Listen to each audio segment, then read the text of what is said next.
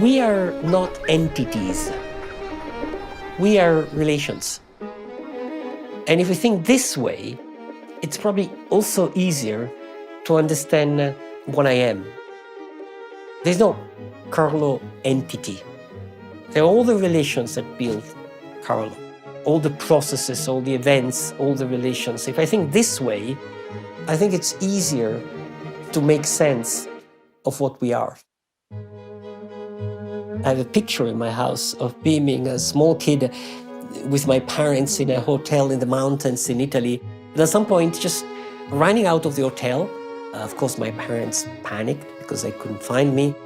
That's the image I have of myself. This little kid who just ran out because of curiosity and go out in the snow and look at things. Everything I've done, I think, was largely inspired by my own rebellious youth.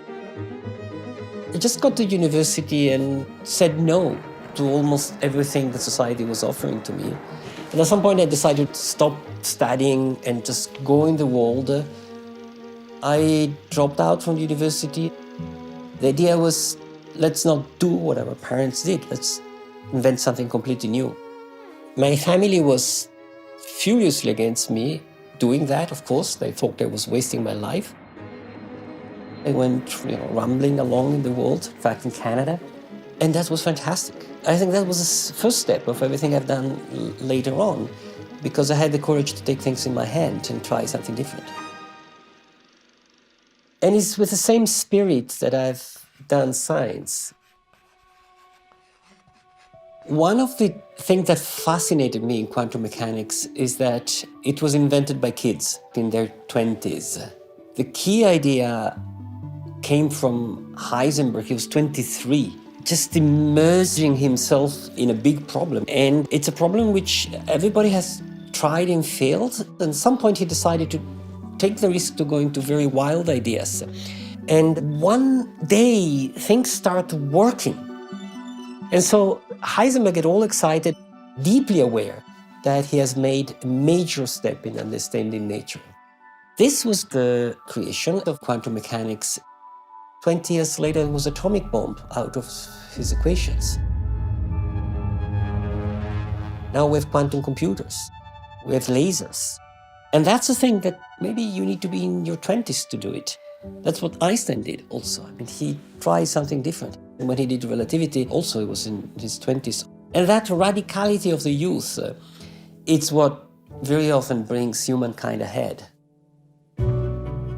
In my very little experience compared to these giants, the reason I was fascinated by science is because there were deep questions that were resonating with my adolescent confusion, big questions of what am I?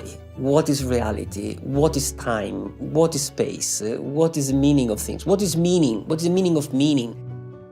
The history of physics is a history of creating a picture of the world and then changing it. So the beauty of physics is the revolution, the continuous change in our way of grasping the world. Science is humankind enlarging its perspective. And this is a great adventure. And it's an adventure which is far from over. Science is not a body of knowledge. Science is it's just the awareness that our body of knowledge is limited. We think that the Earth is just a flat thing and the sky is over the Earth. Good, this is a good picture of the world. And then a guy comes in 2 millennia ago and says, wait a minute, maybe the Earth is not like that, it's just a rock floating and the sky is all around it.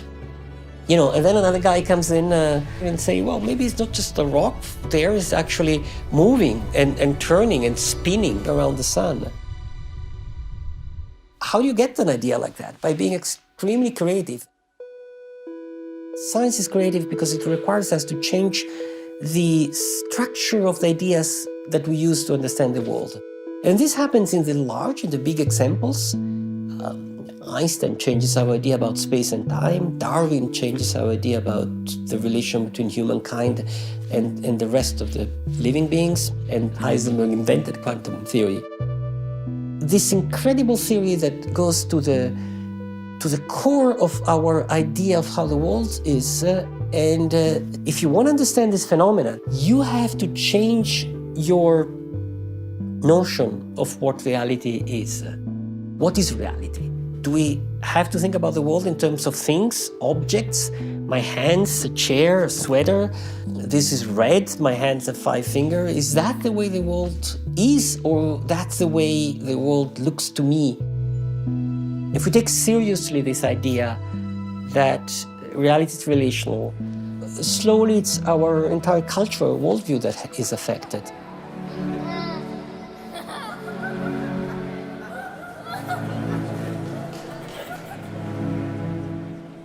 I've never had a plan in my life. Things have always turned out in my life in an unexpected way, including now. I mean, now is a pandemic, and I've spent the last year in Canada. I've been out in the snow in these days often. There is the forest just outside. I go out with a ski. It's a dream of my life to, open the door and put the ski on and go out. And now I see going out in the snow or running around or dropping out school, getting fascinated just as the same thing, namely the same pattern, breaking rails and trying something else and having the courage of jumping into something.